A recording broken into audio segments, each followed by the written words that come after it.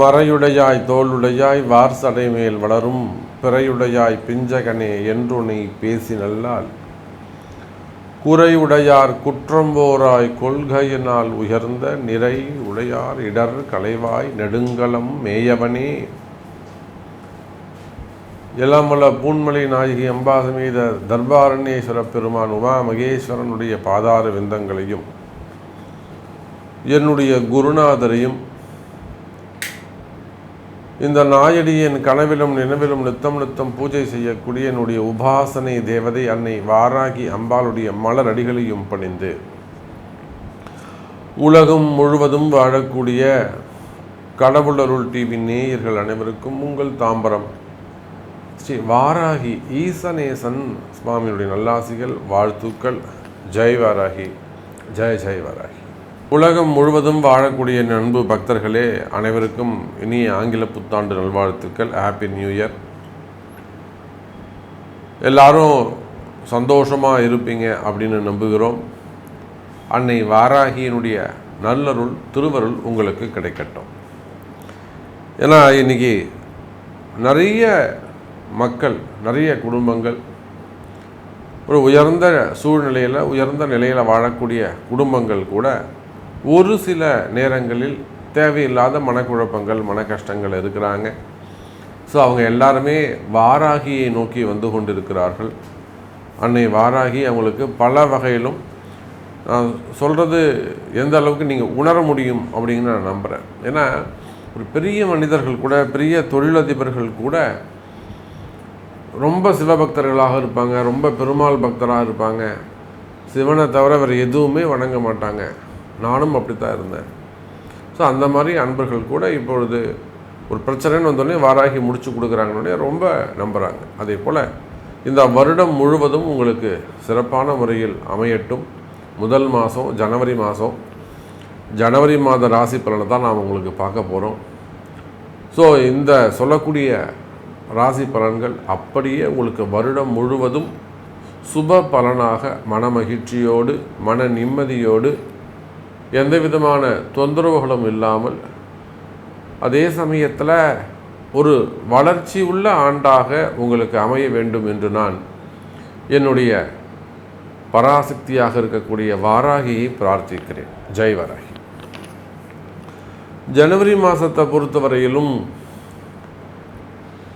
மேஷ ராசிக்கு அதிபதியாக இருக்கக்கூடிய காலபுருஷனுக்கு முதல் அதிபதியாக வரக்கூடிய செவ்வாய் பகவான் கடகராசியில் இருக்கின்றார். அதில் இதுவரை நம்ம செவ்வாய் பகவான் அதிச்சாரம் அடைஞ்சு நம்ம பார்த்தது இல்லை.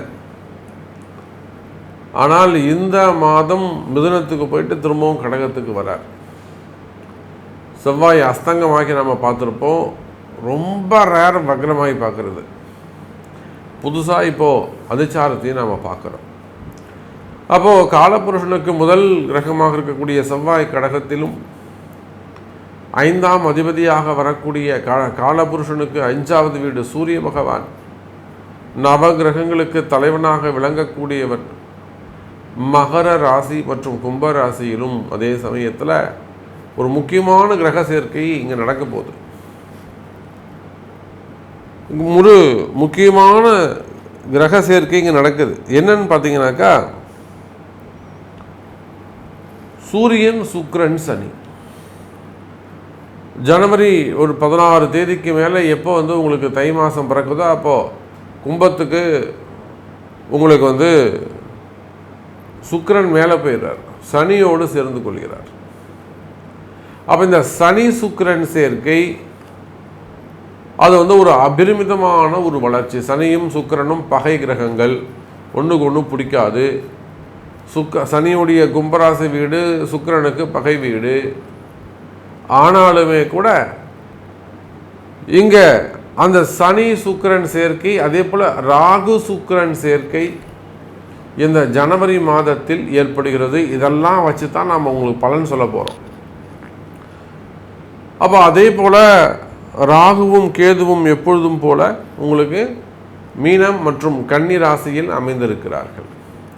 பொதுவாக இந்த வருடம் முழுவதும் 12 ராசி அன்பர்களுக்கும் மிக சிறப்பான முறையில் வாழ்க்கையில் நீங்கள் நினைத்தது எல்லாம் நினைத்தபடி நடக்கப் போகுது. எத்தனையோ தொந்தரவுகள் அது வாழ்க்கையில் ஏற்படுது. இடர்பாடுகள், போட்டி பொறாமைகள், தொழில் சார்ந்து அல்லது உத்தியோகம் சார்ந்து, வருமானம் சார்ந்து நிறைய போட்டி பொறாமைகள் இருக்குமேயானால் அந்த தொழில் சார்ந்து வருமானம் சார்ந்து இருக்கக்கூடிய போட்டி பொறாமைகள் எல்லாம் தானாக விலகும்.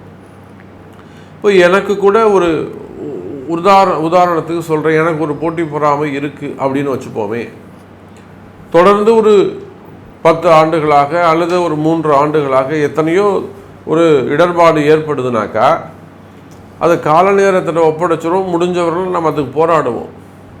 போராடிட்டு நான் வெளியில் அப்படி பார்த்து நிச்சயமாக இந்த பிரச்சனை நம்மளை விட்டு விலகும் அப்படின்னு நான் நினைக்கின்ற பொழுது எனக்கு தெரியாமலே, என்னை அறியாமலேயே என்னை விட்டு அந்த பிரச்சனை விலகிடும். யார் பிரச்சனை பண்ணுறாங்களோ அவங்க விலகி போயிடுவாங்க. யார் பிரச்சனை செய்கிறார்களோ அந்த எதிரியானவர் தானாகவே இடத்த காலி பண்ணிட்டு போயிடுவார்.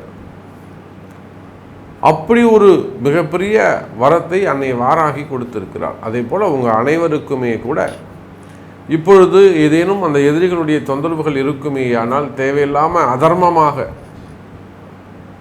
அதர்மமாக தங்களை துன்புறுத்துவார்களே, ஆனால் அந்த மாதிரியான பிரச்சனைகள் எல்லாம் தானாக விலகி நிலையான நிம்மதி கிடைக்கக்கூடிய அற்புதமான வருஷமாகவும் இந்த அடுத்து வரக்கூடிய 12 மாதம் உங்களுக்கு அமைய போகுது. இந்த மாதத்துடைய ஹைலைட்டே பெரிய விஷயம் என்னன்னு கேட்டிங்கனாக்கா, சனி சுக்கிரன் சேர்க்கை, ராகு சுக்கிரன் சேர்க்கை மிகப்பெரிய வரப்பிரசாதமாக அமையப் போகிறது என்பதை தெரிவித்துக்கொண்டு வாருங்கள் அன்பர்களே, ஜனவரி மாத ராசி பலனை பார்த்து விடுவோம். அன்பார்ந்த ரிஷபராசி நேயர்களே, அற்புதமான யோகம் நிறைந்த மாதம். இப்போதான் வருஷம் பிறந்திருக்கு. வருஷத்துடைய முதல் மாதம். Happy new year. முதல்ல அவங்க எல்லாருக்கும் இனிய ஆங்கில புத்தாண்டு நல்வாழ்த்துக்கள். வருடத்தின் முதல் மாதம் இந்த மாதம் எப்படி இருக்கோ இதை போல தான் 12 மாதமும் இருக்க போகுது. அப்போ கவலை வேண்டாம் ரிஷப ராசி நேயர்களே, இந்த வருஷம் உங்களுக்கு சூப்பராக அமையும். கால நேரமே சரியில்லை, நேரங்காலம் சரியில்லை, ஜாதகம் சரியில்லை, என்ன சாமி இப்படி இருக்குது அப்படின்னு புலம்பக்கூடிய சிரமப்படக்கூடிய ரிஷப ராசி அன்பர்களுக்கு கூட இந்த வருஷம் சிறப்பாக இருக்கும்.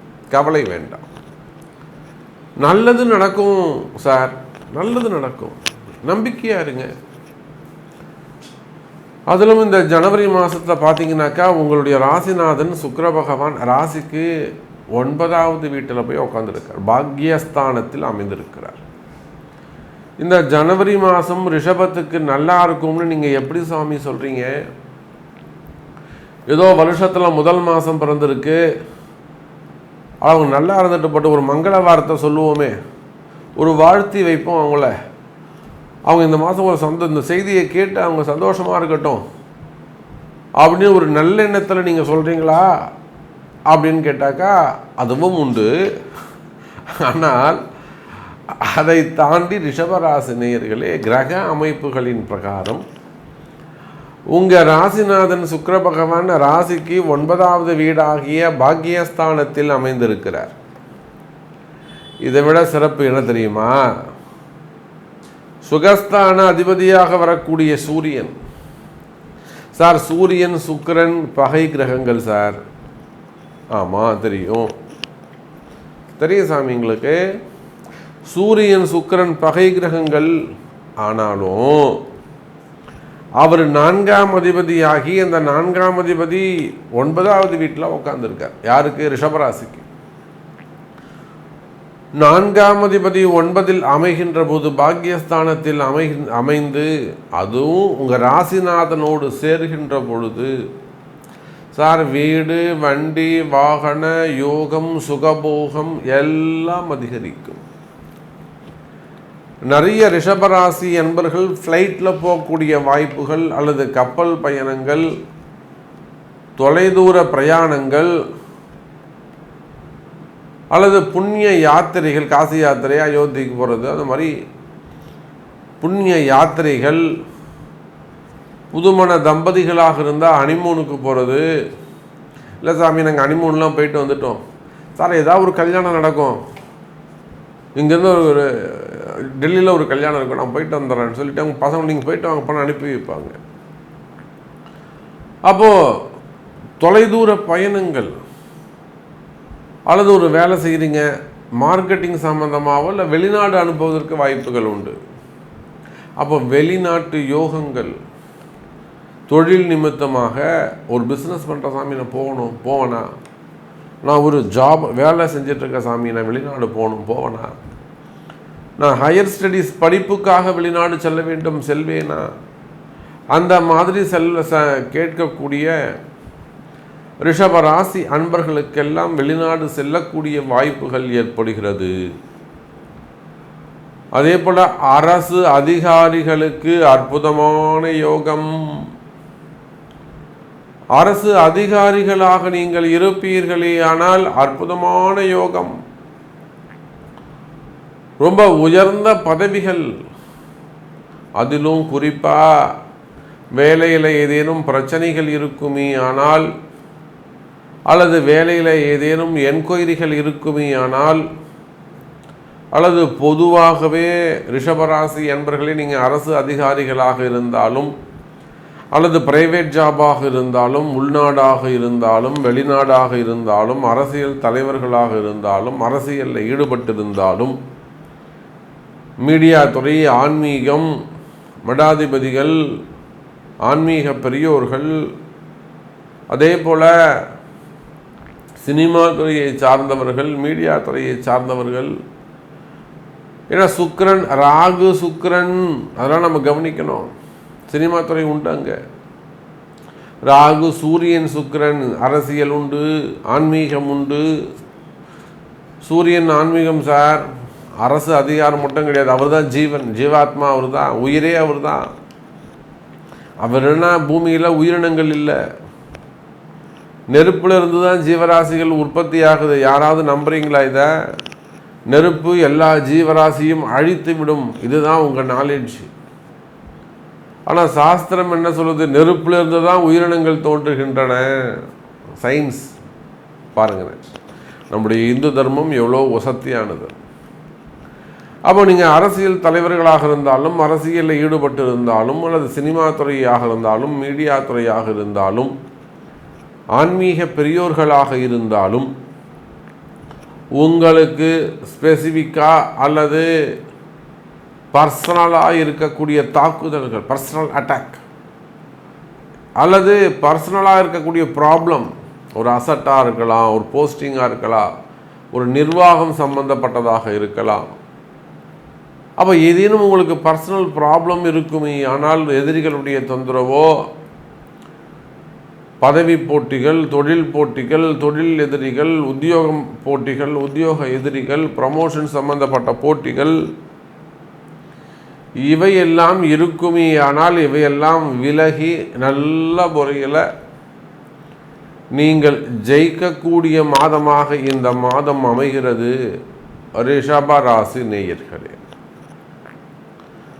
அதே போல் நிறைய இடதோஷங்கள், செய்வினை கோளாறுகள் நாம் பார்க்குறோம். நிறைய பூமி தோஷங்கள், வீடோ, விவசாய நிலங்கள், கம்பெனிகள், ஒரு வருமான தடை இருக்குமே ஆனால் அந்த வருமான தடை விலகும்.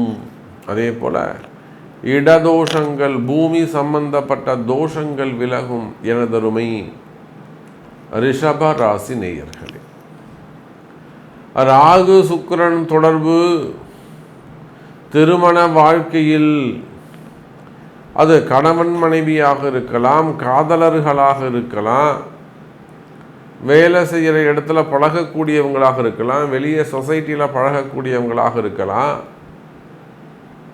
அல்லது உங்கள் இடத்துல ராகு சுக்கிரன், இதை இப்படியும் சொல்லலாம், கணவன் மனைவி, உங்களிடத்தில் ஏதேனும் மனக்கசப்புகள், கருத்து வேறுபாடுகள் இருக்குமே ஆனால் அந்த கருத்து வேறுபாடுகள் விலகி, அல்லது செய்வினையோ வசியம் அந்த மாதிரி ஏதேனும் ப்ராப்ளம், பிளாக் மேஜிக் சம்மந்தப்பட்ட ப்ராப்ளம் இருக்குமே ஆனால் அவை எல்லாமும் விலகி, என் பொண்டாட்டி தான் எனக்கு முக்கியம், எங்கள் வீட்டுக்கார் தான் எனக்கு முக்கியம், என் குடும்பம் தான் எனக்கு முக்கியம்னு ஒன்றிணையக்கூடிய காலம்.